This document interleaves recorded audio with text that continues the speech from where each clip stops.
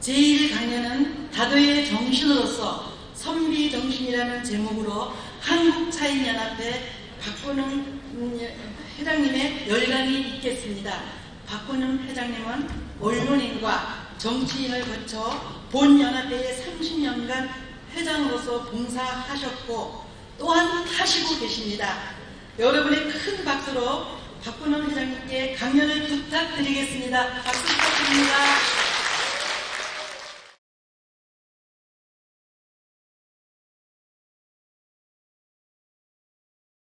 제가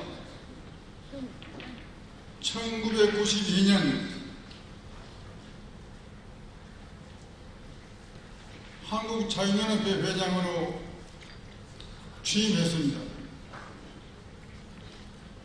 그로부터 올해 딱 30년이 되었습니다. 30년 동안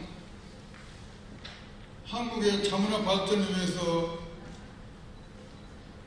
내가 할 수 있는 모든 능력을 쏟아서 한국의 차문화, 오늘의 한국의 차문화를 제가 앞장서서 만들었다고 생각합니다. 그동안 저와 함께 이 나라 차문화를 일으키는데 앞장서 주신 이 자리에 계신 차인 동지 여러분, 그동안의 노고에 이 자리에서 진심으로 감사합니다. 세계에서 가장 살기 좋은 나라가 대한민국입니다. 대한민국 같은 나라가 어디에도 없습니다. 이와 같은 대한민국을 만든 사람이 누굽니까?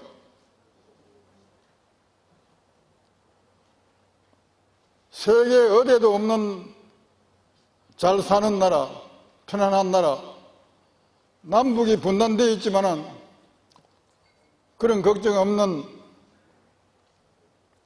대한민국 선진국을 만들었습니다. 이거 누가 만들었어요? 대한민국이 지금 가장 살기 좋은 나라가 됐다는 데 대해서 여러분 동의하십니까? 선비정신은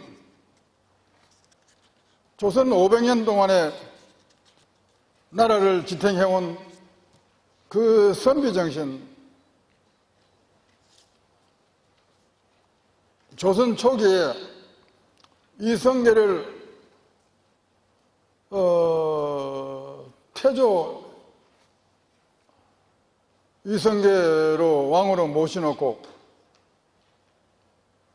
그때 정도정, 삼봉 정도정 선생이 전하, 이제 조선은 임금의 나라가 아닙니다. 조선은 선비의 나라입니다. 세계 어디를 가도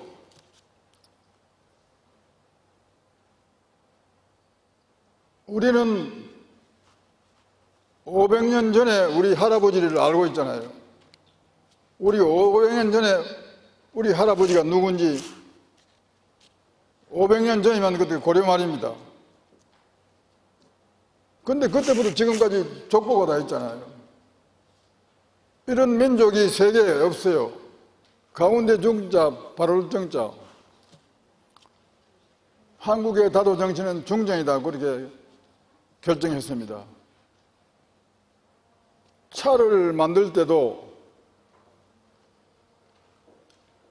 너무 싱겁게 만들지 말고 또 너무 짜게 만들지 말고 중정, 가운데 딱 맞게 만들으라고 하는 것인데, 그거는 차인들의 인품이 중정이 되어야 된다 하는 겁니다.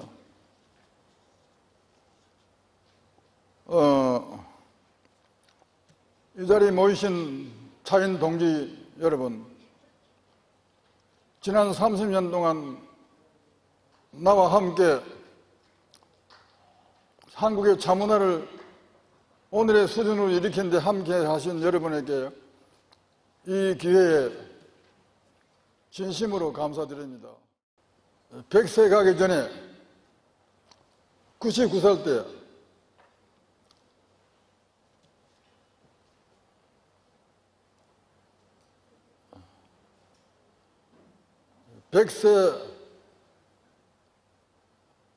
흰백자 100살, 백자에 한해 빼고 99세 될 때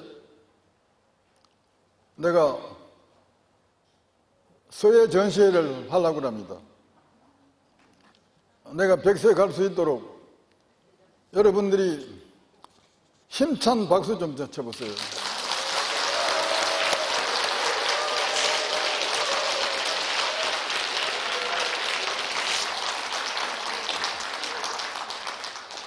여러분, 지금까지 했던 것처럼 이 나라의 차문화를 위해서 내가 계속 일할 수 있도록 적극적으로 밀어주시기를 진심으로 부탁드리고, 그동안에 나와 함께 해준 여러분들에 대해서 이 자리에 다시 한번 감사하다는 인사를 드리겠습니다. 진짜 감사합니다.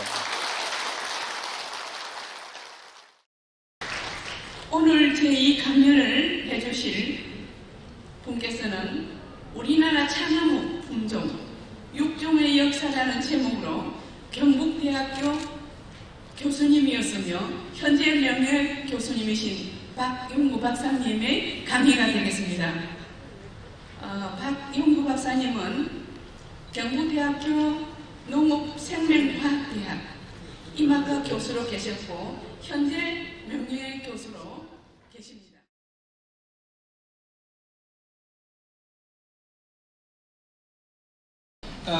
우리나라의 차의 역사가 1990년 이후에 발전기로 접어들었는데 2010년을 기점으로 해서 다시 발전이 멈춘 것 같은 그런 현상이 됐습니다. 그래서 여러분들이 다 힘을 합쳐서 2016년에 차 문화산업 법안이 통과가 되고 새롭게 우리나라의 차의 발전을 위한 국가 연구기관이 새롭게 만들어져서 지금부터 우리나라 차가 발전할 수 있는 기반이 되어가지 않나 이렇게 생각을 합니다. 차나무의 기원과 분포를 보면 세계의 그 식물의 학명을 처음 만든 사람이 스웨덴의 린네 교수입니다. 그분이 학명을 만들 때 이원법이라고 그래서 성과 이름으로 만들었습니다. 차나무도 앞에 학명이 성에 해당되고 뒤에는 이름에 해당되는 겁니다. 우리가 오늘날 차나무를 학명하는 카멜리아 신넨시스라고 부릅니다. 카멜리아 신넨시스, 바라이트 신넨시스는 중국의 소엽종이고 카멜리아 신넨시스, 바라이트 아사미카는 아쌈종입니다. 이 크게 두 가지 변종으로 나누고 있습니다. 그런데 1753년에 이 린네가 처음으로 차나무 학명을 정하면서 같은 학회지에다가 5월달에 발표할 때는 테아 신넨시스로 발표를 했고 8월달에는 카멜리아 신넨시스로 이 성을 바꿨습니다. 근데 그 뒤에 많은 사람들이 어느 것이 더 맞는지를 학자들이 연구를 해서 1950년에 일본의 기타무라는 사람이 이거는 카멜리아로 하는 게 맞다 해서 카멜리아 신넨시스, 바레이트 신넨시스 이렇게 붙이게 됐습니다. 그래서 차나무의 꽃과 열매입니다. 보통 나무들은 꽃이 피면은 열매가 같이 안 있습니다. 근데 차나무는 꽃이 필 때 작년에 열매가 그대로 달려 있어요. 그래서 차나무는 꽃과 열매가 같이 달리는 그러한 좀 특이한 나무다 이렇게 알면 되겠습니다. 그리고 차나무의 꽃은 10월 말부터 1월 초까지 이렇게 피기 때문에 옛날에 특히 일본에는 각 거실에 불단을 만들어 놓고 꽃을 꽂는데 겨울에는 차나무 꽃을 꽂았습니다. 그래서 지금도 불단 앞에 꽂는 꽃은 차꽃이라고 이야기를 합니다. 그래서 우리가 어떤 꽃을 꽂더라도 이건 차꽃으로 이렇게 지금도 부르고 있다 이렇게 이야기를 합니다. 그러면 서양의 차나무, 다시 말하면 중국의 차가 원산지인데 이 중국의 차가 어떻게 해서 전 세계적으로 퍼져나갔을까 하는 그런 의문이 생기죠. 우리나라에는 여러분들이 잘 아는 대렴이라는 사람이 흥덕왕 3년에 828년에 차나무 종자를 중국에서 가져와서 지리산 자락에 심었다 하는 것이 삼국사기 신라 본교에 처음으로 나옵니다. 그런데 그게 뭐라고 쓰이냐면 그 이전에도 차가 있었다 이렇게 나와요. 그래서 우리는 아마 가야 시대에 우리나라 차가 들어온 걸로 추정을 하고 있고 일본도 800년경에 들어온 걸로 추정을 합니다. 서양은 17세기 1700년도에 중국의 차가 영국으로 수출되면서부터 서양으로 퍼져나갔어요. 그래서 여러분들 차나무를 우리가 티라고도 하고 또는 차라고도 하는 두 가지 말로 불리고 있는데 그거는 중국의 차나무의 이름이 광동성에서 나간 것과 법권성에서 나간 것이 해류를 타고 간 것과 육지를 향해서 나간 것이 다르기 때문에 그렇게 불려지고 있다 하는 겁니다. 자, 우리나라 차나무는 어디서 왔는가? 우리는 지금까지 기록이 되어 있는 흥덕왕 3년 828년에 지리산 자락에 심었다. 이런 기록이 있습니다. 그런데 지리산 자락 어디에 심었는지는 다른 기록이 없어요.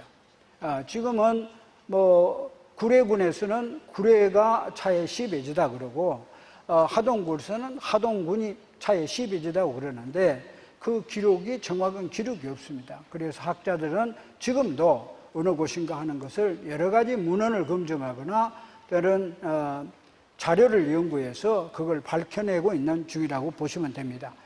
이게 김해 상동면 야생차 군락지입니다. 지금도 야생차들이 여러 군데 많이 이렇게 보이고 있습니다.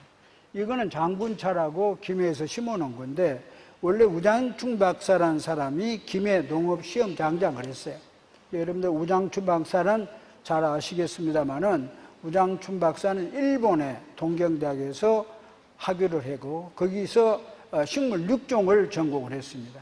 근데 6.25 사변이 나고 우리나라 정부가 부산으로 와 있을 때 일본에서 우리나라로 와가지고 우리나라의 채소 종자를 6종을 하겠다 이렇게 해가지고 이승만 박사가 김해 농업 원예 시험장장을 시켰어요.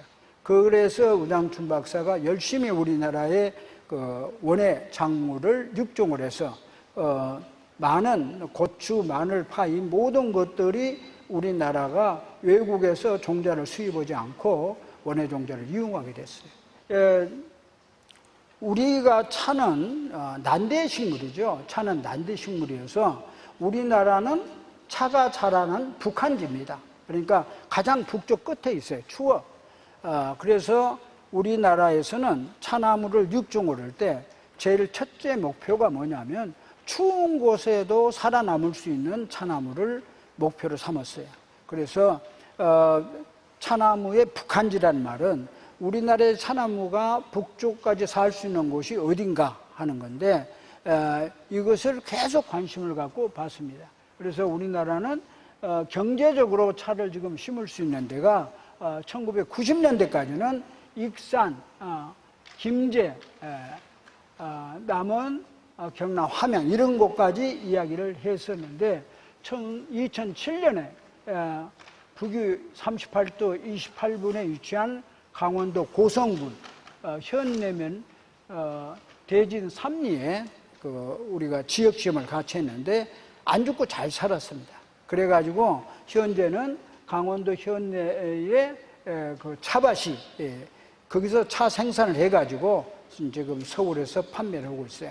그러니까 그것이 우리나라에서는 유도가 가장 북쪽인 곳으로 인정을 할 수 있습니다. 여러분들 보통 차밭은 그냥 이런 흙 둔덕에다가 심어서 차를 기르는데 여기는 석축을 쌓고 그 위에다가 계단을 만들어 가지고 대단히 정성을 많이 들여 가지고 차밭을 해놓은 겁니다. 근데 앞으로 여러분들이 보시면 아시지만 옛날에 심었던 작물이나 과수가 현재는 거의 없어졌어요. 대구 사과가 거의 없어. 그거 전부 다 북쪽으로 올라갑니다. 그러면은 우리가 재배하는 작물들도 갑자기 다 바뀔 가능성이 있어요. 그래서 지금 진흥청이 옛날에 수원에 있다가 지금 전라북도 정읍으로 옮겼는데 거기에서는 지금 난대 작물들을 연구를 하고 그 작물들의 종자를 보급을 할 그런 연구 준비를 다 하고 있다. 이렇게 알면 돼요. 그래서 대단히 갑자기 작물들이 변하고 있다 하는 것입니다. 예를 들면 보통 큰 나무의 나이가 몇 년 됐나 이걸 계산할 때는 생장추라는 기구가 있어요. 그걸 가지고 약 5cm, 10cm, 10cm를 이렇게 뚫어가지고 거기에 나오는 나이테를 세면 이것이 몇 년쯤 됐다 이거 알 수가 있어요. 만약에 직경이 1m인데 한 5cm만 뚫어가지고 5cm 안에 있는 직경이 몇 개다. 그러면 비례로 해가지고 대충 정확하지는 않지만 추정을 합니다. 그런데 차나무는 직경이 너무 작아요. 14cm면 그걸 갖다가 생장추로 뚫어보면 부러져 버려요. 그러니까 이걸 생장추로 조사를 못 합니다. 그래서 차나무를 조사를 하려면 14cm가 있으면 이 차나무를 그 근처에 한 5cm나 몇 cm 되는 그 나무를 잘라가지고 그 나무에 수령을 센 다음에 이거 두고 비례로 수령을 낼 수가 있습니다. 저는 그 방법을 통해서 이 수령을 추정을 했어요. 그 하동 도심다운의 차나무의 수령이 100년으로 추정을 했습니다. 그 5cm 된 것이 34년이 나와서 이걸 대비로 해서 14cm니까 이거를 100년으로 추정을 했어요. 차나무가 1000년 됐거나 양명학회에서는 1000년에 했고 그리고 경상남도 경상남도가 아닙니다. 산림청 남부지장이 있어요. 산림과학원의 남부지장 진주에 있는데 그 남부지장의 원장이 이거를 500년 됐다고 했다 해서 간판에 붙여놨어요. 그래서 우리 차학회 그걸 조사했던 차학회 사람들이 이건 잘못된 거다. 이거를 고쳐라 했는데 전혀 그 말을 듣지 않고 계속해서 그 차나무 앞에 2차선 도로를 내고 그 산 속에 있어요. 도로를 내고 모든 하동에 오는 관광버스가 그걸 돌도록 만들고 그거이 점점 더 많이 선전이 되고 해서 2006년에는 경상남도 기념물로 지정이 됐어요. 근데 그 기념물 지정서에 보면 그 기념물에도 100년으로 추정된다고 써 있습니다. 이거는 중국의 기네스북에 올라 있는 2700년 된 그 차나무입니다. 이건 앞산종이에요. 앞산종은 이렇게 커요. 프라타나스처럼. 그래서 이것이 제일 큰 차나무로 기네스북에 올라가 있고, 이거는 여러분들이 많이 가보신 우리 신호의 일본 차나무. 이건 기록이 있습니다. 누가 몇 년도에 왜 심었냐 하는 기록이 있기 때문에 330년이라는 연령을 알 수가 있어요. 국내 차 조사를 이렇게 했는데 지금은 제일 아래쪽에 보면 나이테를 조사하는 방법이 여러 가지 방법이 있습니다. 요거는 우리 임학과에 산림 측정학이라는 학문이 있어요. 나무의 나이도 재고 키도 재고 또 나무의 그 생산량도 검증하는 그러한 학문을 한 과목을 배우는 거예요. 거기에 나와 있는 방법대로 합니다. 지금도 산림과학원에서는 이런 방법을 가지고 하는데, 아까도 말했습니다마는 직경이 큰 나무들은 쉽게 할 수가 있는데 차나무처럼 작은 나무는 대단히 어려워요. 그래서 현재까지는 아까 내가 말한 것처럼 비례대로, 그러니까 좀 작은 나무를 잘라서 조사해서 큰 나무의 비율로 추정하는 정도로 하고 있다, 이렇게 아시면 되겠습니다. 저쪽에 있는 것이 차 박물관의 직경이 32cm고 요건 직경이 14cm예요. 그러니까 제일 큰 나무라고 볼 수가 있는데, 저거는 도로공사한 데서 옮겨와서 지금도 저렇게 되어 있다는 겁니다. 요게 이제 서남사 칠전다원의 차밭이. 요 차밭의 특징은 큰 나무들이 이렇게 있죠. 요 큰 나무들이 있는 거는 차밭은 쨍쨍 빛을 보이면 탄닌 성분이 대단히 높아집니다. 그래서 쓴맛이 많이 나는데, 일정 한 30% 정도 그늘 속에다 키우면은 쓴맛이 적고 단맛이 나는 그런 차가 나오는 거예요. 그래서 이렇게 중국에서도 오리나무 밑에 많이 심어놓은 것들을 여러분 볼 수 있는데, 여기 서남사 칠선다원은 이런 방법으로 차를 재배했다. 차나무 육종을 하는 데는 육종할 수 있는 근원이 필요해요. 그 근원이 유전 자원입니다. 근데 차나무의 유전 자원은 제일 많은 데가 중국이고, 그 다음에 일본은 역사적으로 한 300년 전부터 차나무 육종을 해왔기 때문에 이런 유전 자원을 세계 여러 나라 걸 다 지금 수집을 해가지고 차 연구소 가지고 있어요. 근데 우리는 1992년부터 보성에 차 연구소가 생기고, 그때부터 그걸 하려고 보니까 엄청나게 어려운 거예요. 유전자원을 안 줍니다, 잘. 그래서 옛날에는 그냥 포켓에다 넣어오기도 하고, 또 문익점처럼 붓대롱에다가 갖고 오기도 했는데, 지금은 유전자원을 국가에서 밖으로 못 나가도록 대단히 엄중하게 관리를 하고 있어요. 그러니까 종자나 이런 걸 갖고다 걸리면은 상당히 큰 제재를 받게 되어 있기 때문에 하나 주면 하나 준다, 이런 식입니다. 이거는 1990년대까지는 그랬죠. 근데 지금은 더 올라갔다. 요거는 보리암 대웅전, 여러분들 보리암역에 많이 가실 텐데, 그 대웅전 밑에 이렇게 자락으로 내려오면 차나무가 있어요. 요 차나무도 상당히 의미가 있는 차나무다. 일설에는 보리암이 허왕우의 오빠인 장유하상이 만든 절이다. 그 칠성계곡에 있는 칠성사입니까? 그 두 군데를 만들었다, 이렇게 이야기를 하는 곳이. 또 여기는 구례 토지면 홍류동 계곡의 차나무, 이런 여러 군데의 차나무를 해가지고 현지 내는 4개 집단, 전북 익산, 웅포, 전남 영광, 전남 나주, 전남 구례, 요거는 사찰이거나 국유림이기 때문에 현지에다 집단했고, 나머지 현지의 보존은 현지 집단이 안 되니까 거기서 종자를 갖다가 딴 데다가 심도록 이렇게 해서 현지 외 보존 22개 집단을 하게 된 겁니다.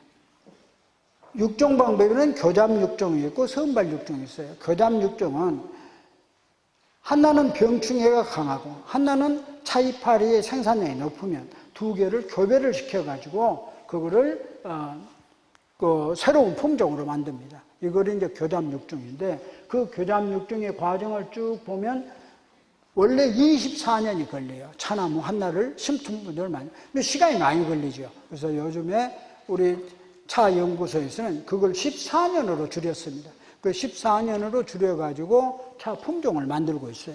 그러면 지금 요거는 제주도 한남 설록 차밭인데, 이게 전부 일본의 야부키타 품종을 심은 거예요. 일본의 야부키타 품종은 그 스기야마라는 농부가 자기 농장의 북쪽 편의 덤불에 있는 차나무를 선발한 거예요. 야부키타는 북쪽의 덤불이라는 소리.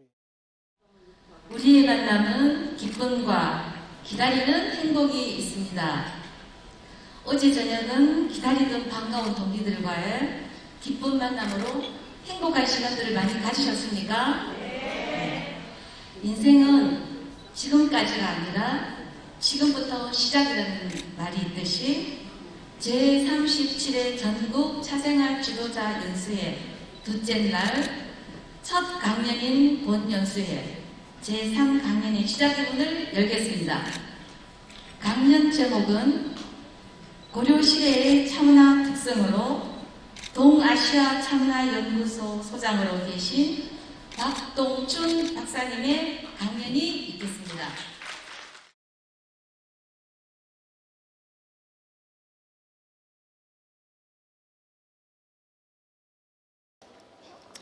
우리가 현대에서 차문화 운동을 한 시기는 70년대 중후반에서 시작해서 벌써 50년 가까운 세월이 지났습니다.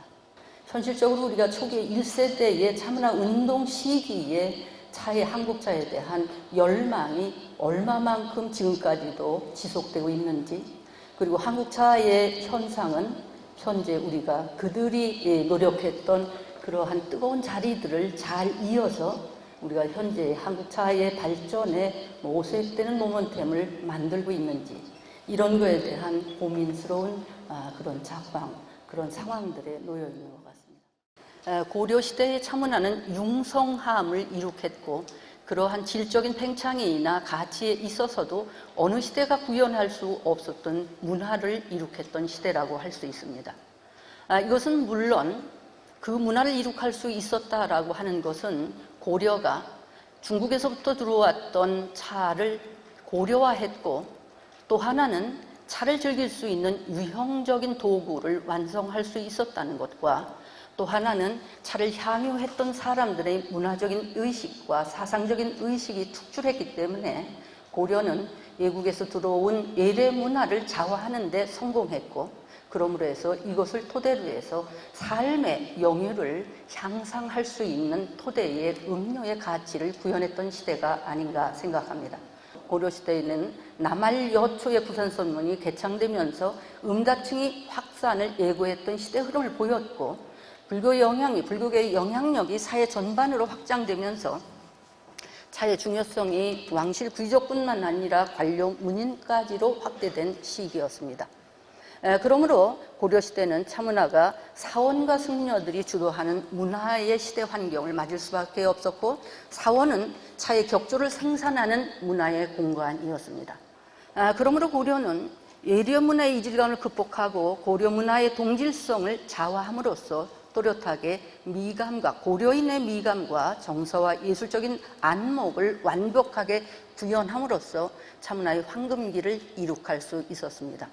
황금기라고 얘기할 수 있었던 것은 그 문화가 자화된 자국의 환경적인 것, 풍토성이라고 하는데, 풍토성과 그 고려인의 기호와 이상성이 그 다구 차 문화의 경향에 얼마만큼 함의되어 있는가, 이런 것이 중요한 가치의 주제인데, 이런 것을 세계의 차문화가 이룩될 수 있는 세계의 조건을 완성했다라고 하는 시기이므로 고려를 감히 차문화의 황금 시기를 이룩했던 시기라고 정의할 수 있습니다.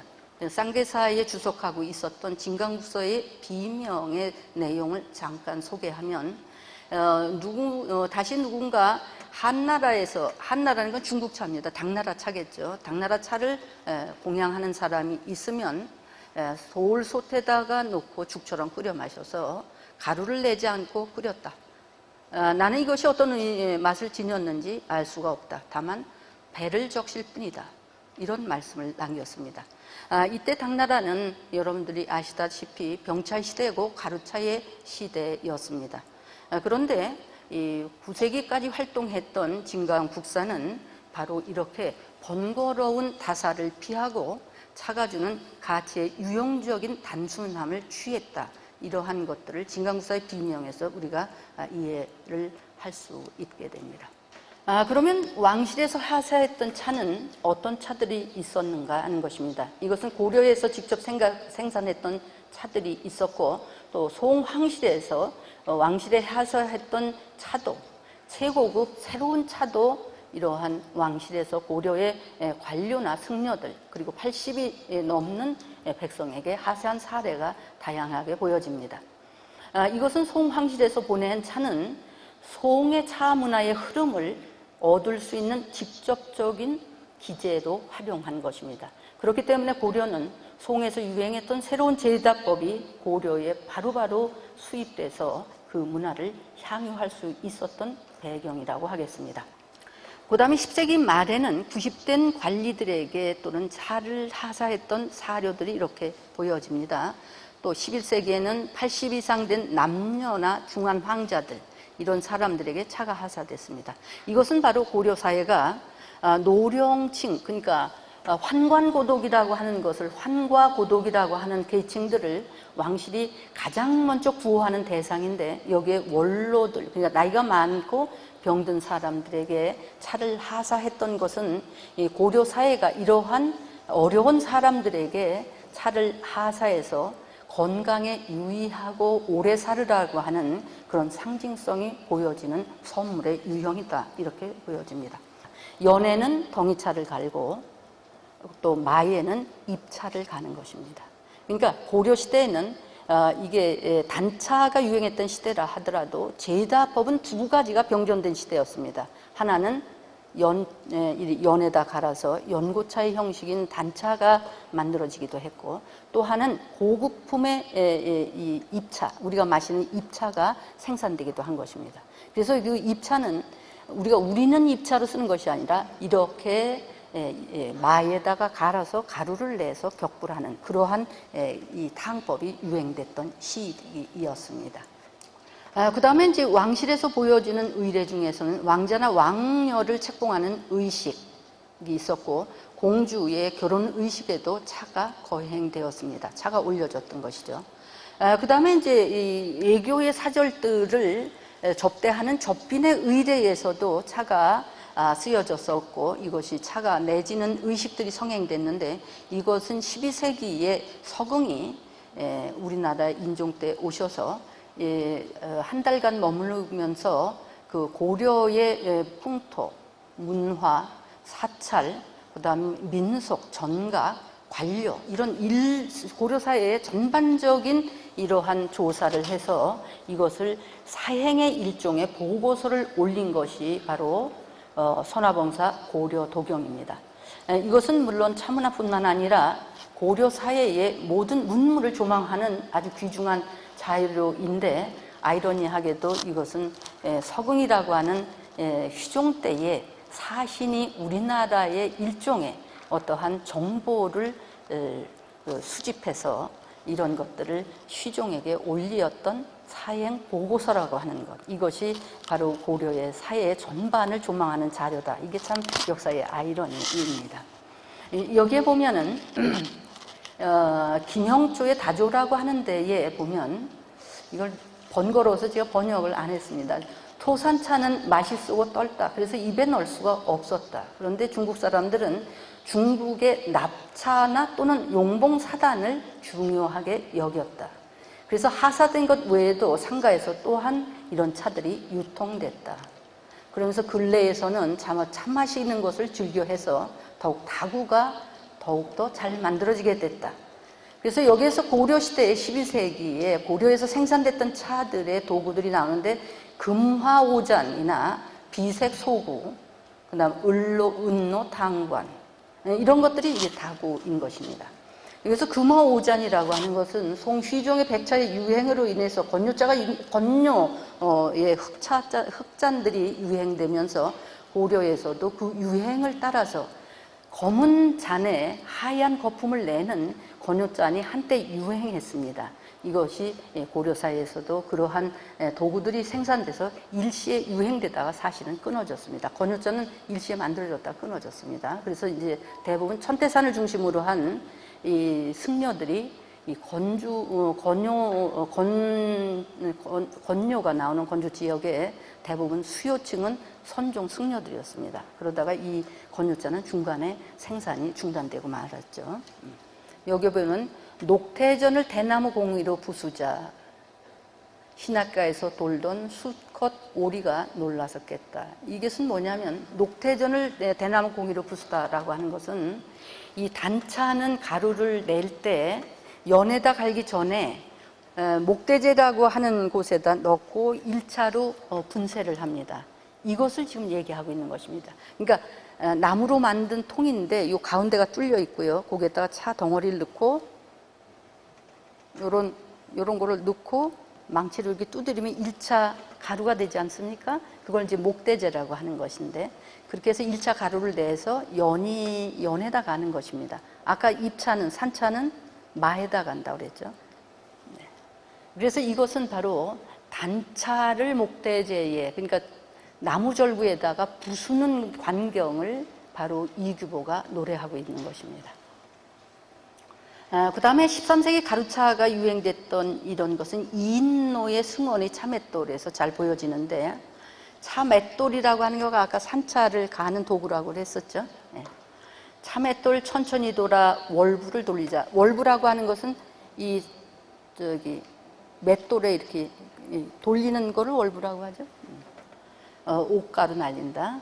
정내에 법피는 진실로 차지한 것. 법피라고 하는 것은 참선의 산매에 들어서 느껴지는 법의 희열을 법피라고 합니다.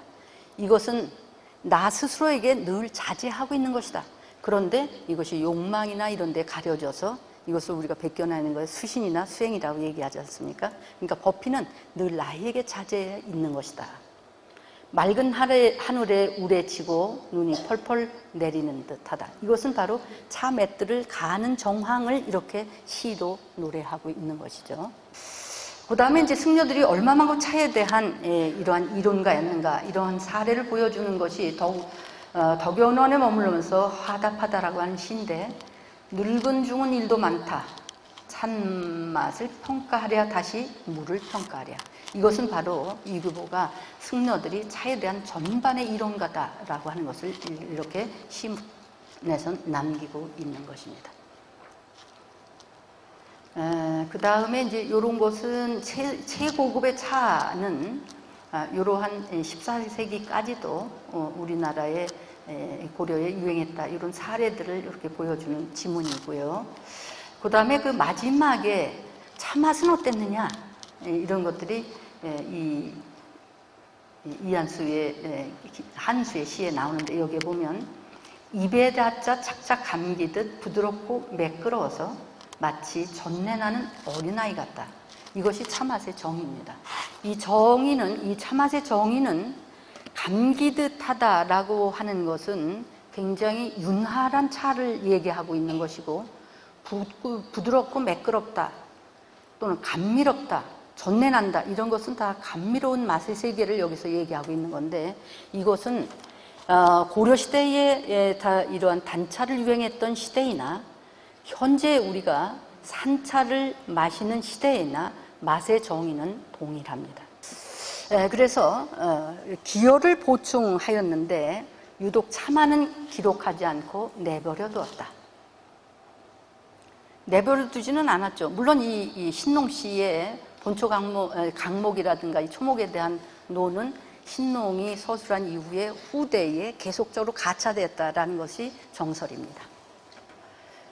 그런데 이제 여기에 이규보는 차만을 기록하지 않고 내버렸다, 이런 것은 후대에 가차한 기록들은 안 보고 있었다라고 하는 걸 알 수가 있는 것이죠. 네.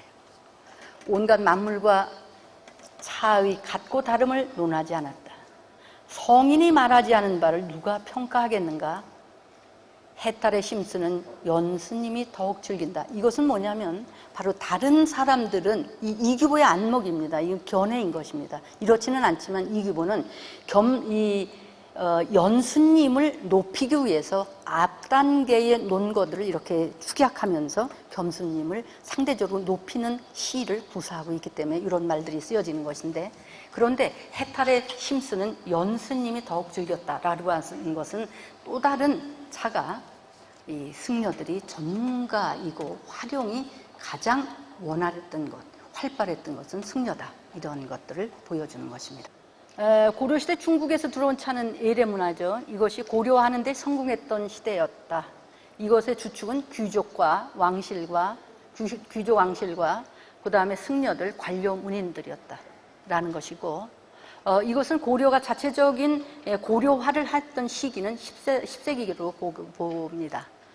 이것은 바로 다촌이라든가 다소라든가 이런 것들이 설치돼서 노동시약적인 그러한 그런 생산지에서 좋은 차를 만들 수 있었던 토대가 있었다. 이런 것이 고려다. 이렇게 보여집니다. 그러므로 우리는 결론적으로 고려 시대의 차문화를 다시 한번 주목하고 싶다. 여러분들도 그런 관심을 더 가져주었으면 좋겠다. 이렇게 생각합니다. 이번 강연의 제목은 차문화와 도자기입니다. 그러나 이 강연의 목적은 국내 다기 생산으로 유명한 각지역 도자기협회 대표와 만남과 친교를 위해서 자리를 마련했습니다. 우리나라의 도자기, 특히 명품 다기 생산의 중심에 있는 문경, 김해, 밀양의 도예가들의 대표자들이 세 분이 오늘 여러분에게 인사를 나누기 위해서 참석해 주셨습니다.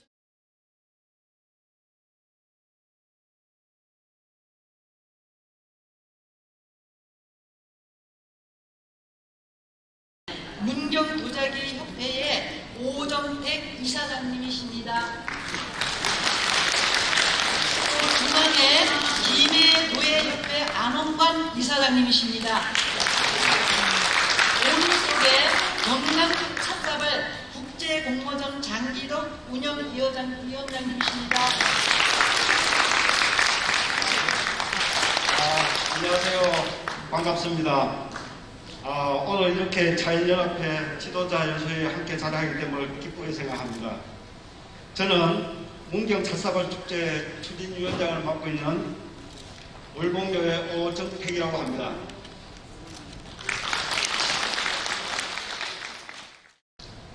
북으로는 남한강을 타고 서울로, 남으로는 낙동강을 타고 대구, 부산, 물교이기를 만들었으며 실로 하늘이 내준 땅이라고 하겠습니다. 그 반점으로 고려시대부터 조선시대까지 220여 개의 가마터가 발견되어지고 있으며 이는 오늘날의 문경도자기라는 아성을 쌓는 데 있어 충분한 역사적인 뿌리 역할을 하였다고 생각되어집니다. 꿈을 꾸는 사람에게만 이룰 수 있다고 봅니다. 지난 2006년에 자연연합회와 더불어 세종문화회관에서 자연연합회 사무실 건립과 문경 선조도공 추모비 조성을 위해 특별전을 했던 기억이 납니다. 그때 조성된 기금으로 문경박물관 마당 앞에는 뜻깊고 멋진 선조도공 추모비가 세워졌습니다. 모쪼록 이런 좋은 시간 함께 할 수 있어서 다시 한번 감사의 말씀을 전해드리며 내년 4월 30일부터 5월 9일까지 치러지는 문경 찻사발 축제에도 많은 관심과 성원을 부탁드립니다. 두서없이 인사에 가능하겠습니다. 감사합니다.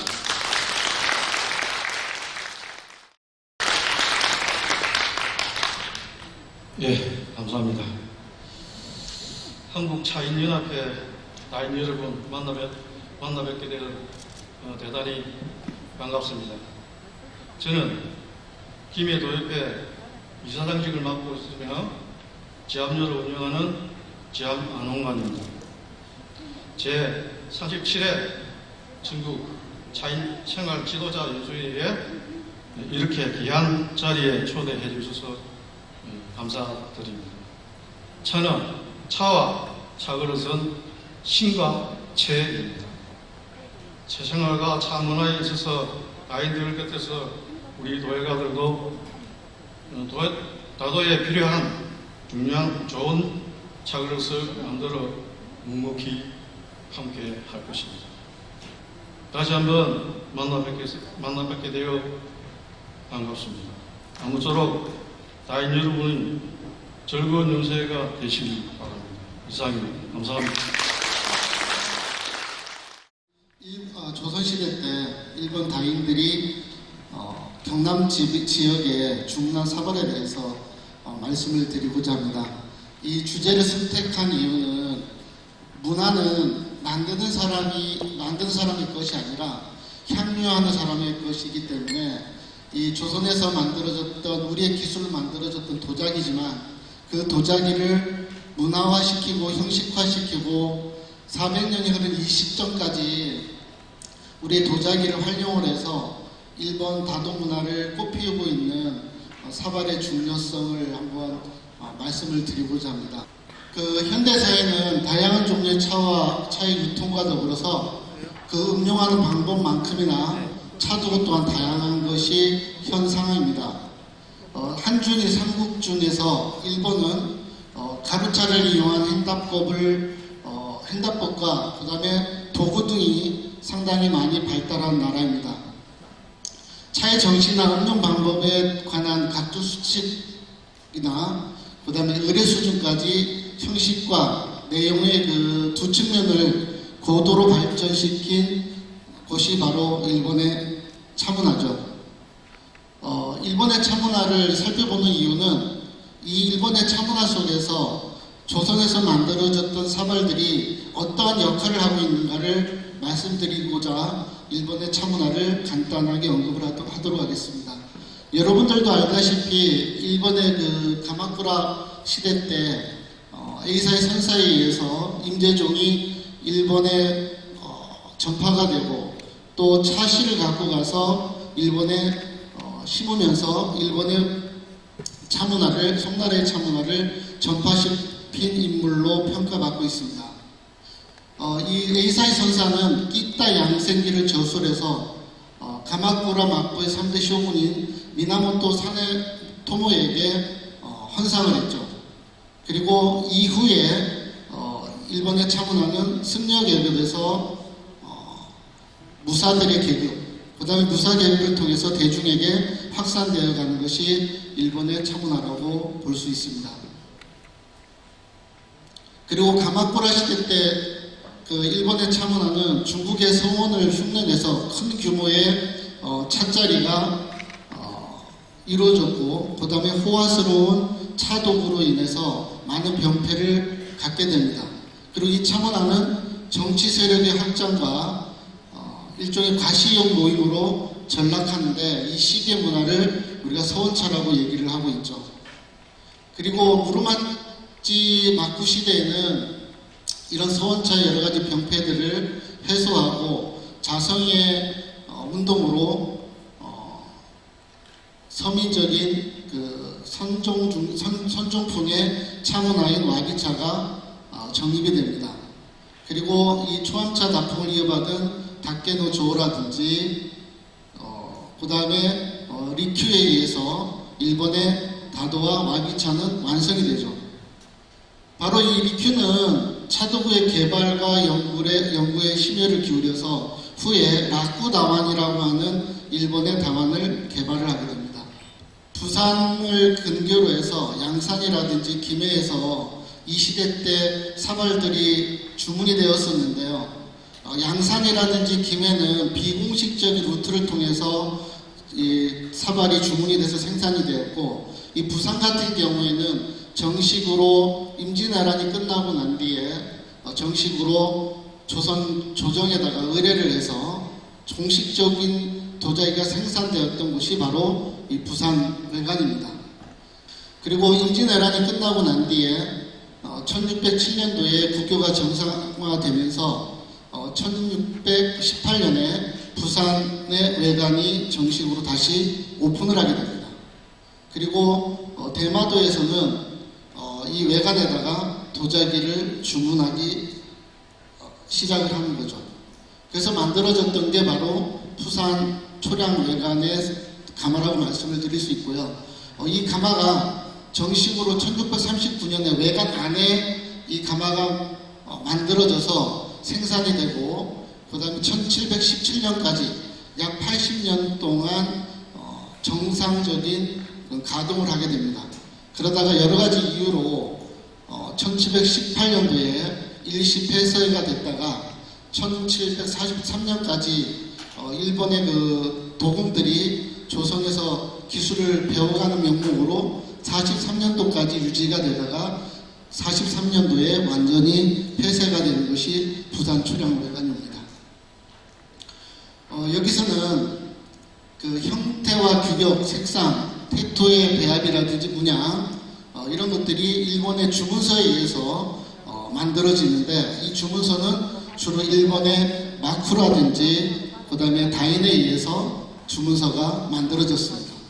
그래서 조선에서는 태토와 뗄감 그리고 도자기를 만드는 장인들을 부산 외관에 투입을 시켜서 도자기가 지어서 운영이 되고 있는 것입니다.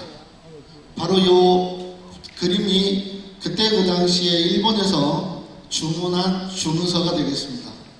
그래서 의장적 측면은 일본 것을 취하고 찹쌀의 재료와 제작은 조선의 기술이 반영된 독특한 양식의 도자기가 생산된 겁니다. 지금으로 치면 OEM의 방식이라고 말씀을 드릴 수 있습니다. 이게 이제 그때 그 당시에 그 가마로 추정되는 그림인데 이거는 정확한 그림이 아니고요. 일제강점기 때 일본의 그 연구자에 의해서 추측으로 그려진 그림입니다.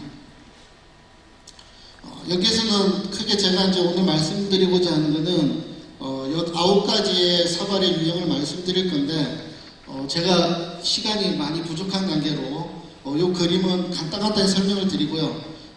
책에 있는 것을 조금 참고를 해주시면 되겠습니다.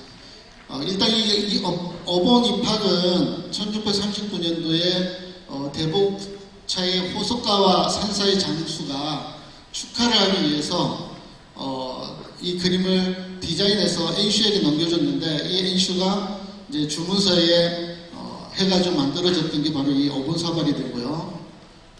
그 다음에 이런 어본 사발도 있고, 어본 운학이 있고요. 이런 종류는 주로 조금 전에 보여드릴 건 주로 청자 종류입니다. 청자. 그 다음에 이건 어본 이제 분청 계열의 삼도 이런 계열이 있습니다.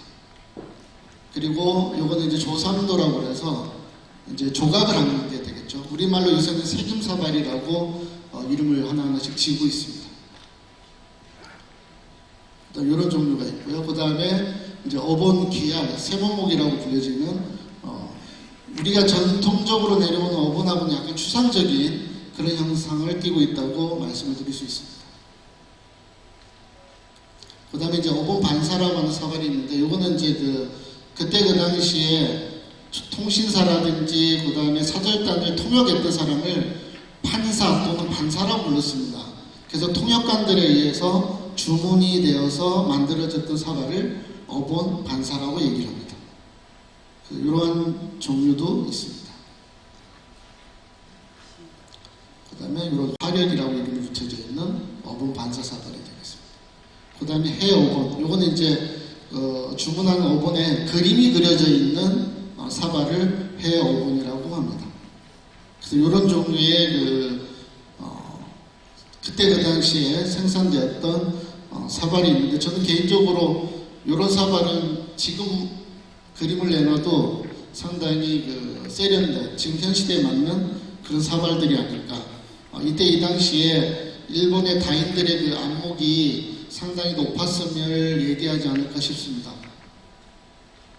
그 다음에 이제 어본 무삼이라고 하는 사발인데요. 이거는 이제 그때 그 당시에 파견된 일본 측에서 파견된 도공의 우두머리라고 해서 도공두라는 말을 기록에 돼 있는데 아마 도자기 만드는 기술자이기 이전에 아마 일본의 그 차인이었을 것이라고 많은 사람들이 얘기를 합니다. 그래서 조선에다가 그 일본 차계에서 쓸 수 있는 그릇뜻을 물론 주문서에서 만들어지지만 최종적으로 그 점검을 하고 그 다음에 관리를 하는 그런 입장에 있던 사람이 바로 이제 이런 어본 무삼이라든지 아니면 뒤에 나오는 이제 헌열 이런 사람들이 바로 그러한 역할을 했던 사람이라고 보여집니다.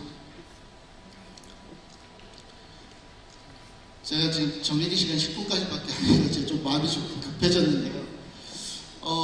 이 주문사발이 이제 쇠퇴되게 된 그 원인은 17세기 들어오면서 물론 이제 80년 약 100년에 가까운 세월 동안 유지가 되다가 원료가 공급이 원활하지 않습니다. 아시다시피 부산은 도자기 원료가 많이 생산되는 지역이 아니라 이때 그 부산유에서 만들어졌던 여러 가지 원료들은 진주라든지 하동, 김해, 양산, 경주 이런 지역에서 그 원료들을 조달을 했었습니다.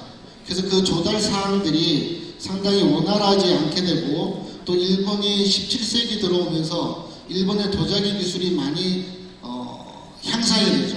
임진왜란 때 끌려갔던 우리 사기장들의 기술이 일본에 정착이 되면서 그 기술이 많이 향상이 됩니다. 그러면서 더 이상 조선에서 사발을 주문할 필요가 없어졌던 것이죠.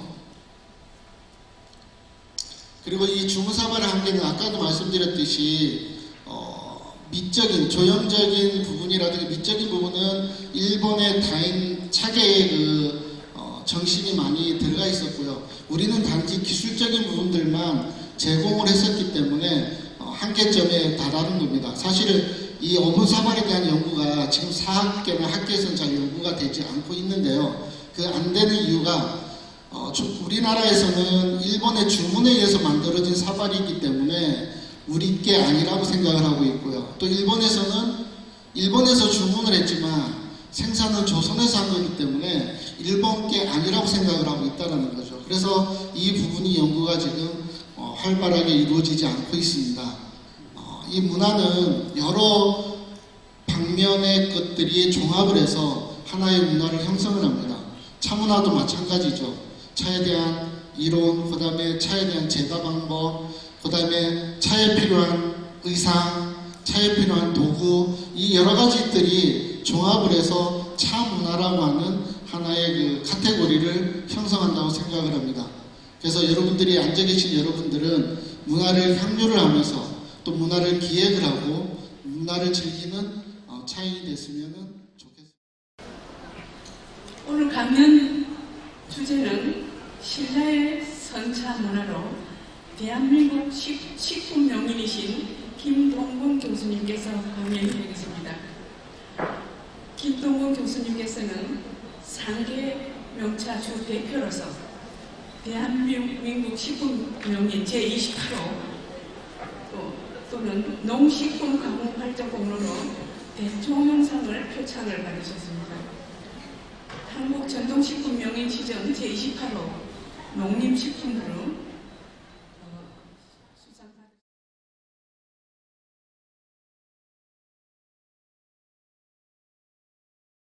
오늘 제가 강의할 것은 신라의 선차도 문화입니다.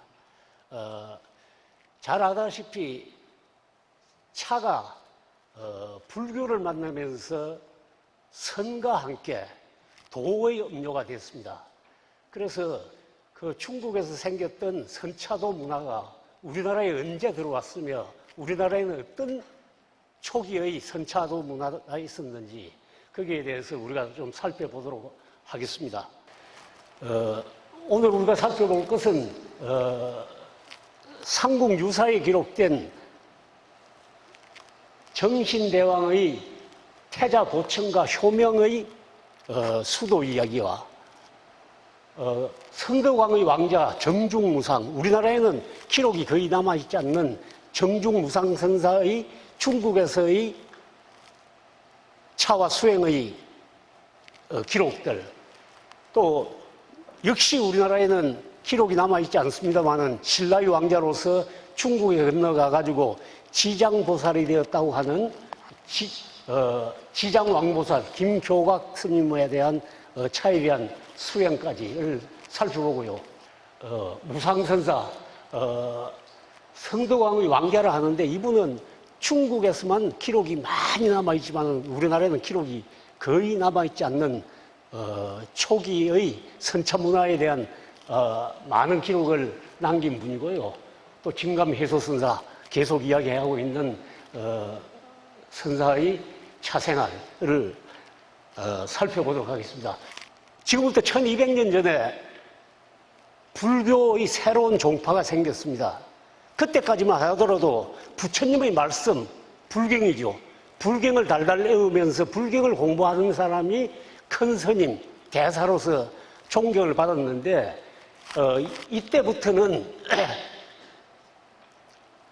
부처님의 말씀은 방편을, 중생을 위해서 방편을 이야기한 것뿐이지 도를 직접 이야기한 건 아니다. 우리도 부처님과 뭐가 다르냐? 우리도 우리 마음을 깨치면은 우리도 부처가 된다 하는 그런 불교의 종파가 생기기 시작했습니다. 그게 이야기하는 선불교입니다. 선불교는 1200년 전에 이제 생기기 시작해가지고 중국으로부터 우리나라에까지 퍼지는데, 그때 공교롭게도 차문화가 굉장히 퍼져나가게 됐어요. 그런데 중국에서 선종불교를 믿는 분들이 차를 접하고 나서는 차와 선불교는 뗄래야 뗄 수 없는 관계구나. 선불교를 수행하는 데는 차가 필요하고 차를 먹는 것은 선불교를 수행하는 것이다는 이런 생각들이 막 퍼지기 시작했습니다. 그래서 선불교가 퍼지면서 차 문화가 같이 퍼지게 된 거죠. 보천과 효명의 할아버지가 삼국을 통일한 문무왕이거든요. 할아버지가 뭡니까? 삼국유사의 기록을 보면 나의 예갓집이 가락 김액김씨다. 그런데 가락이 멸망하고 나니까 330년간 가락의 임금에게 제사를 지내던 차례가 없어졌다. 마음이 아프다. 나간 천답을 내려줄 테니까 가락에서 지내던 그날 1년에 5일 그때의 재물을 빠뜨리지 말고 제사를 지내라. 그렇게 명을 내렸어요. 태자는 1만 문수진신에게 전다 흥공하고 하늘의 정거천무리는 보길대에게 팽다 공언을 하였다. 그러면 전다 흥공은 부처님한테 한 거니까 아주 높은 의식이고, 하늘의 무리가 태자인 사람에게 팽다 흥공하였다면 이거는 의식의 높낮이나 이런 게 있느냐? 전혀 없다는 거죠. 나중에 뒤에 보면 알겠습니다만은 갱두광 때 충담 스님이 부처님에게 차를 올리고 임금님에게 차를 올리면서 또 말을 거꾸로 썼어요. 그러면 뭐냐? 같은 행위를 여러 가지로 부른다는 것은 그런 문화가 많이 퍼져 있다는 걸 알 수가 있는 거죠. 두 번째 우리가 이제 살펴볼 사람은 성덕왕의 왕자라고 하는 정중무상선사입니다. 우리나라에는 기록이 없어요. 우리나라에는 이분의 기록은 피석에 짤막하게 이름이 2번 나오는 것밖에 없는데, 중국에 가면은 이분에 대한 기록이 어마어마하게 많이 남아있어요.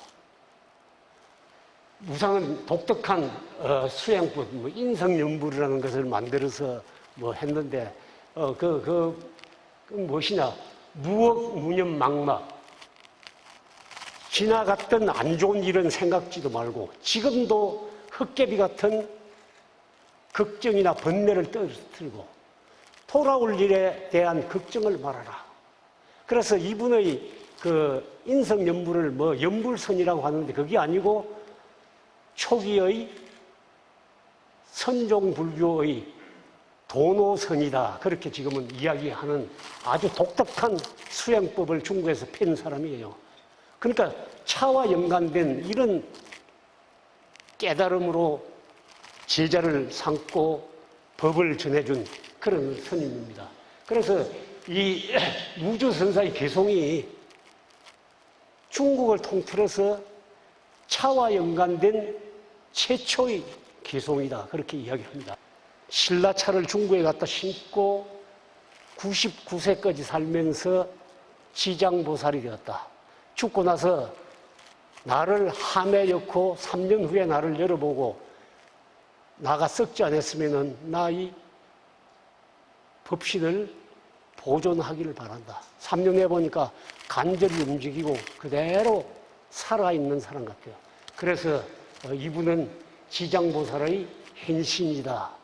그렇게 중국의 기록들에 많이 기록이 되어 있습니다. 그래서 이분은 아까도 이야기했지만 중국에 가면서 신라의 차를 가져갔고, 벽시도 가져갔고, 신라의 쌉쌀개, 우리 상부 사기 같은 데 보면 백제개, 경주개 해가 유명한 개들이 많이 기록이 되어 있는데, 신라에서 가면서 쌉쌀개를 한 마리 가져갔대요. 그 이름이 선청이었다. 그런 기록도 남아 있습니다. 그래서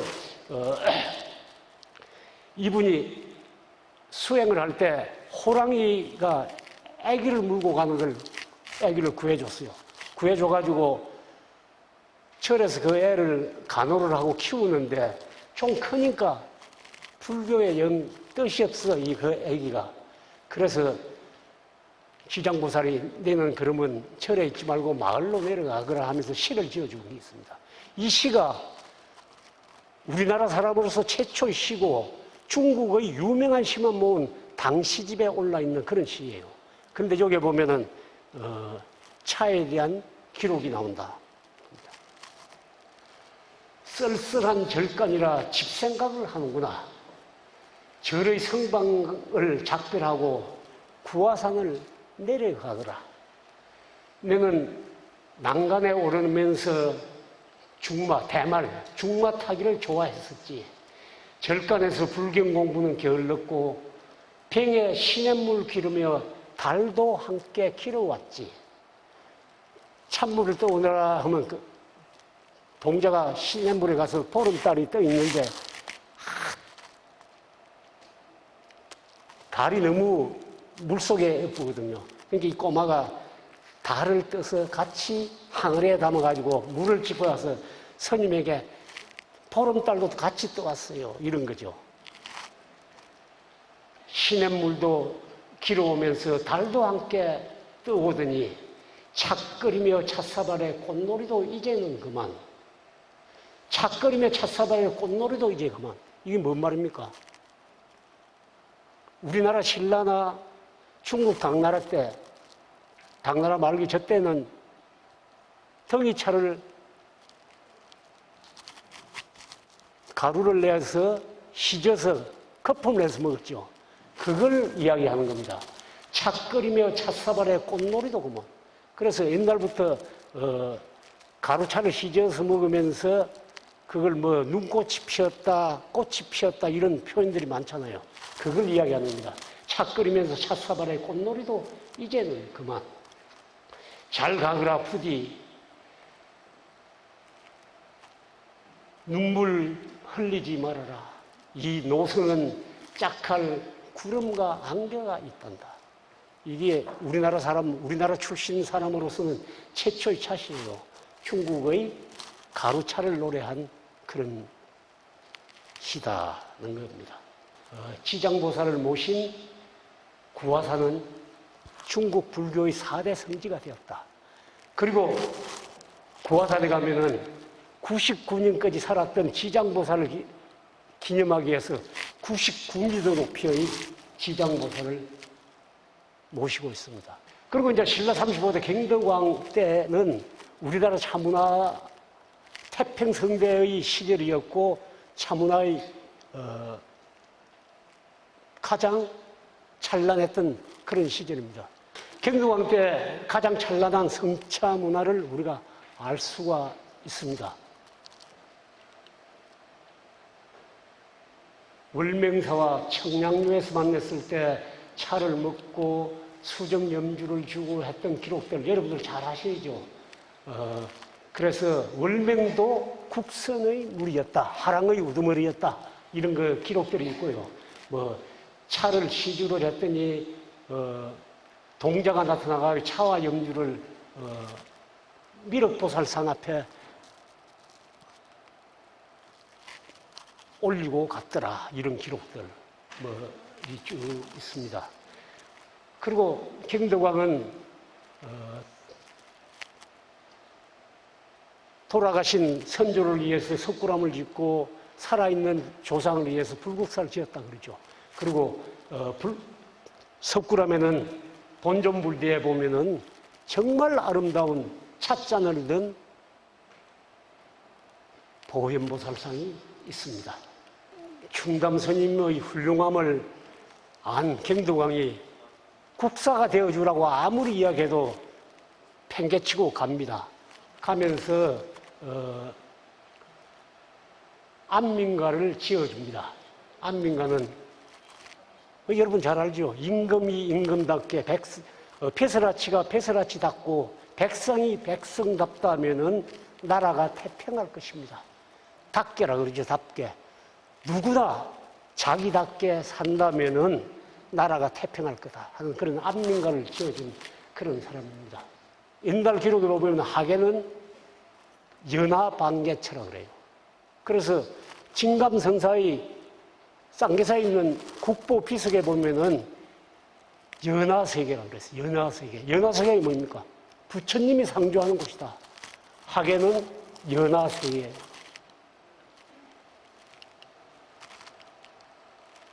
그래서 하계는 문수보살이 상주하는 곳이다. 특히 칠불사에는 문수보살이 상주한다.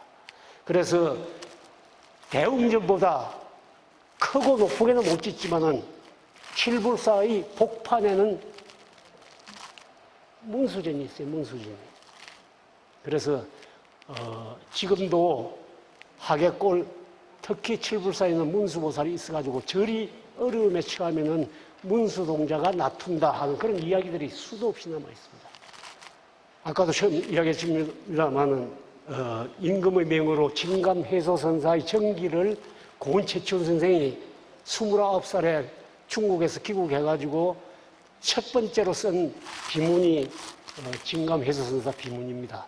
저기에는 신라 당대의 그 당대에 신라의 차생활, 차의 종류, 차도구를 알 수 있는 그런 기록들이 남아 있습니다.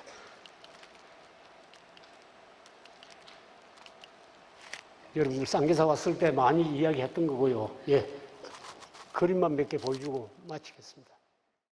좋은 사람은 언제나 행복을 주듯이 소통할 수 있는 우리 모두는 행복한 사람입니다. 맞습니까? 네. 한 번 더 크게요. 맞습니까? 네. 손에는 나눔이 있고 발에는 건강이, 얼굴에는 미소가, 마음에는 좋은 생각이 가득한 연수가 되셨습니까? 네, 그렇게 되셨으리라고 믿습니다. 그러면 이제 3일째인 마지막 제6강연을 시작하겠습니다. 강연의 제목은 다양한 차의 가공 원리 및 성분 특성이라는 제목으로 농학기술사 김상희 박사님의 강연이 있겠습니다. 네, 김상희 박사님을 모시겠습니다.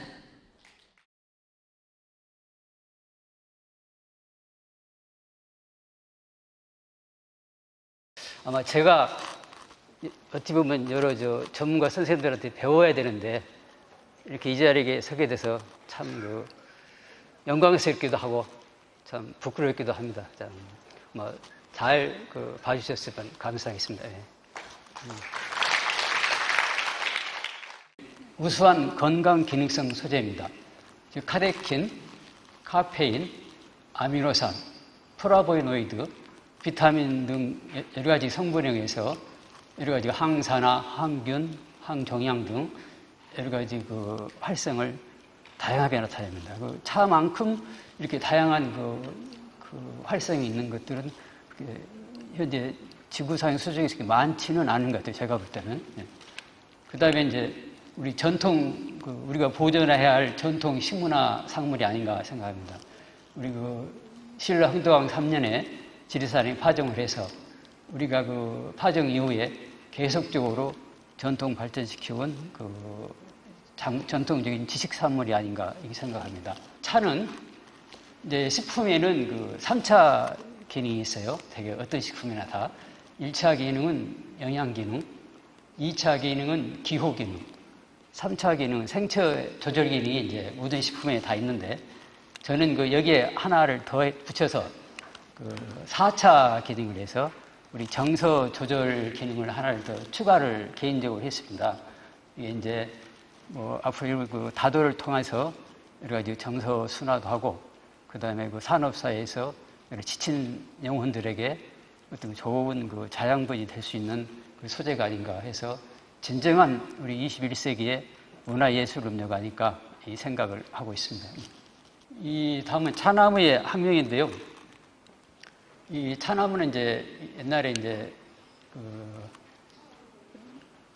카멜리아 시넨시스 바 보헤, 마이크로페라, 옛날에는 분류가 중국 소엽종, 중국 대엽종, 그다음에 버멘시스가 인도 소엽종, 아세미카가 인도 대엽종입니다. 이렇게 옛날에는 이제 차나무가 발견되는 대로 분류를 해오다가 이제 기타무라하고 실리에 의해서 중국종과 인도종, 카멜리아 시넨시스바 아세미카 이렇게 분류되다가 최근에는 이제 학명이 카멜리아 시넨시스로 통일된 그 상태라고 보시면 되겠습니다. 이제 차의 식물학적 함의인데요. 이 부분에 대해서 이제 제가 그 학자들마다 그다음에 문헌들마다 그 많은 그 차이들이 있어요. 그래서 제가 이 강의를 하면서 여러 그 차 전문가들이시니까 이 분야를 좀 그 정리를 해나갈 필요가 있지 않나 해서 이걸 한번 제가 넣어봤습니다. 이 차는 그 영문학상으로는 큰 그 이렇게 이제 분류는 이제 큰 차이가 없는데 현재 그 산차목, 산차과, 산차속, 차나무종 이 산차라는 것은 제가 왜 썼냐면 중국에서는 그 산차 동백나무를 산차나무라고 해요. 산차나무. 또 이 산차가 여러분 차나무 기름 아시죠? 차기름이 원래는 차씨 기름이야 맞는데 중국에서는 그 산차나무 기름을 차나무 기름을 하더라고요. 그러니까 이 차나무 기름이 그 동백나무 기름은 독성이 있는데 이 산차나무 기름은 독성이 없고 우리 차나무 기름하고 조성이 비슷한 거예요. 이중결합 구조가요. 그래서 이 중국 사람들은 이 태아세를 산차과 그 외산자에다 차차자에서 그 산차과로 분류를 해요. 여기서 이제 이 불바르차를 할 때는 이 효소적 그 산화인 폴펜 옥시데이스를 억제시킨다는 의미에서 불바르차예요. 그러면 이건 불산화차, 불갈변차가 되는 거, 엄밀한 의미에서는요. 그렇죠? 그 다음에 부분바르차는 이건 이제 효소적 활색화를 부분만 시켰다는 거예요. 이조 요청에서 부분만 시킨 거고. 그 다음에 발효차는 그 효소적 산화를 그 폴펜 옥시데이스한 산화를 거의 완전하게 다 시켰다는 거고. 그 다음에 이제 제가 후발효차라고 해놨는데 이제 황차는 이건 효소적 산화나 미생물 발효하고는 관계가 없어요. 이건 아까 말한 대로 비효소적 산화입니다. 민황이라는 공정을 통해서 통한 비효소적 산화를 그 황차라고 그래요. 그러니까 이게 이미 황차는 녹차를 만든 상태에서 그걸 민황이라는 공정을 넣기 때문에 효소가 없다고 보면 되는 거예요. 식품 내에 그 수분 형태, 수분이 있는데요. 식품 내 수분 형태는 그 자유수와 이 결합수가 있습니다. 이 자유수는 그 액체 상태의 물로서요, 탈수나 건조에 의해서 쉽게 제거되고 또 0도나 저온으로 하게 되면 이제 얼게 됩니다. 그 다음에 당류나 염료, 수용성 단백질에 의해서 잘 용해가 되고 식품 내에서는 자유스럽게 유리 상태로 되어 있기 때문에 이게 미생물이 이제 증식이 가능합니다. 그리고 이거 이제 수분 함량과 결합수의 관계인데, 자, 그러면 이제 이걸 보면 이런 문제가 발생할 수 있습니다. 즉, 우리가 이제 차를 가공 후에 수분 함량을 얼마로 할 것이냐. 그리고 대개 5% 이하, 3% 정도로 하잖아요. 그러면 이게 3% 이하로 수분 함량이 낮을수록 좋냐? 그건 아니에요. 이 수분 함량이 너무 낮게 되면 어떤 현상이 발생하느냐? 아까 제가 설명드렸다시피 그 결합수는 수분과 식품이 결합되어 있다 했잖아요. 그러면 이게 결합되어 있어서 약간 피막을 형성해요. 이게 보이진 않지만. 그래서 이게 산화나 이런 것에 대해서 이게 이렇게 산화 같은 걸 노화를 예방시켜 주는 거예요. 이게 수분이 너무 없게 되면 도리어 밖에 피막이었기 때문에 변질이 더 빨리 올 수 있다는 논리가 생깁니다. 그러니까 차에 있어서 수분 함량을 무턱대고 낮추는 게 좋은 건 아니라는 얘기예요. 이런 개념들을 또 이제 아시면서 차를 만들면 좋지 않을까 생각합니다. 열을 어떻게 관리하냐에 따라서 차의 향미가 박혀질 수 있다는 거예요. 예. 다음은 그 안개 철가름. 내내 철가름도 이제 발효 정도를 좀 무이암차보다는 좀 낮춘 거라고 보면 되시겠습니다. 이 대만 포종은 더 낮은 거고요. 예. 그 다음에 이제 백차, 이거 이제 중국의 이제 복정이나 정화, 이쪽에서 이제 주로 생산되는 건데, 이거 이제 청엽을 2조만 하고, 그 다음에 이제 건조해서 나오잖아요. 그러니까 지금 이 경우는 이 세포백이, 차엽의 세포백이 파괴가 안 됐기 때문에 이 산소 공급이 안 돼서 폴피닐 옥시데이스에 한 그 산화가 거의 안 일어난다고 보면 돼요. 아주 그래서 약 발효, 약 효소 산화차라고 보면 됩니다.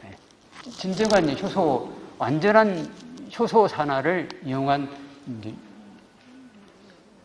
효소 산화차가 이 홍차입니다. 정상 소종 만드는 방법인데, 그 제조 공정은 뭐 특색이라는 게 이제 소나무로 훈연한다는 거. 지금은 이제 소나무 훈연하면 그 발암성 물질이 생긴다고 해서 많이 안 는다고 그래요. 그 다음에 이제 내내 공부 홍차도 마찬가지입니다.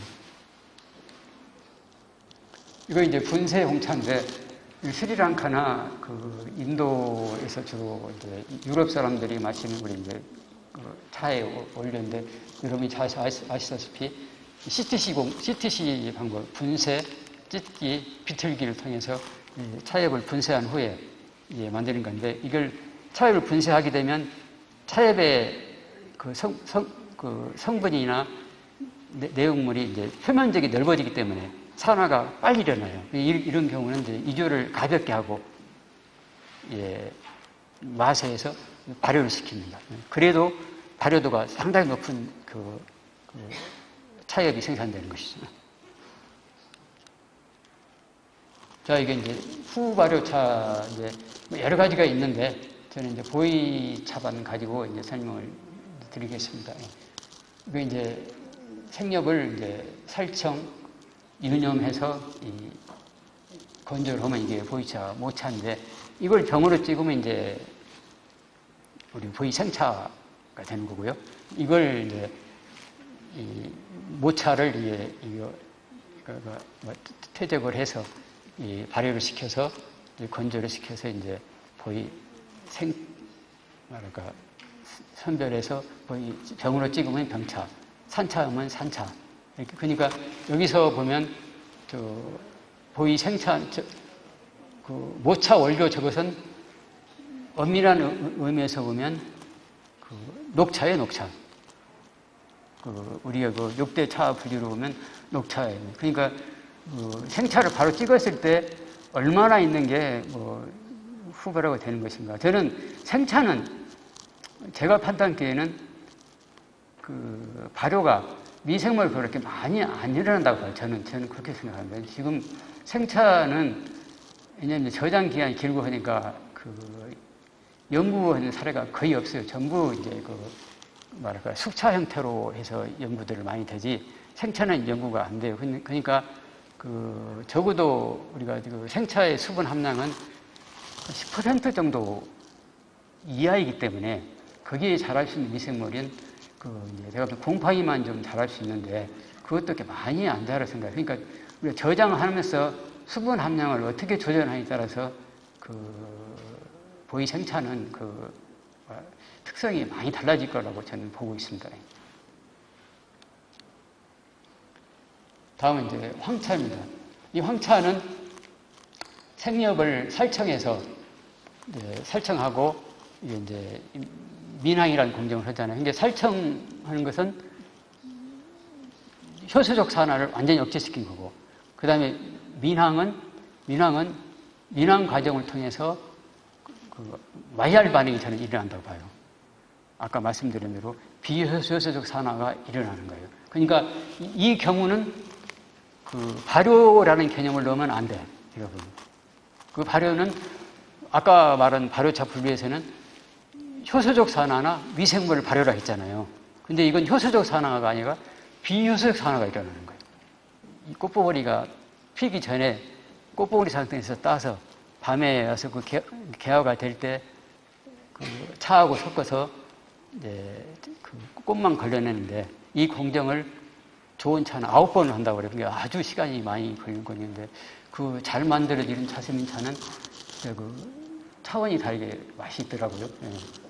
다음은 이제 가마 부치리시더라고 가바인데 이것도 여러분들 많이 들어봤을 거예요. 차엽을 채취해서 현기적 조건에서 두면 가바가 증가되는데 차엽을 채취 후에 밀폐 용기에 질소 초안해서 질소로 치환하고 이걸 한 6시간 정도 두고 나서 차엽을 녹차를 제거하면 가바가 생성된다고 합니다. 그리고 이제 우롱차나 발효차들은 2주 후에 처리를 해서 그 다음에 이제 다음 공정이 들어가면 가바가 생성된 우롱차, 홍차를 만들 수 있습니다. 자, 그럼 녹차의 맛인데요. 녹차의 맛의 구성 성분은 카테킨류, 아미노산류, 카페인, 당, 유기산, 미네랄. 여러분들 다 아시는 분야죠. 그 다음에 이러한 성분들이 잘 조화돼서 또 물성이 관여해서 우리가 말하는 좋은 차의 맛이 내는 거 아닌가 생각합니다. 그 다음에 차에 여러 가지 성분이 조화 이루는데 탄닌류가 아미노산, 기타 성분과 조화돼서 차의 맛을 생성하고 그 다음에 포도당, 과당, 서당 등이 함유돼서 또 감미도 부여하고 여러 가지 조화에 의해서 생성이 된다고.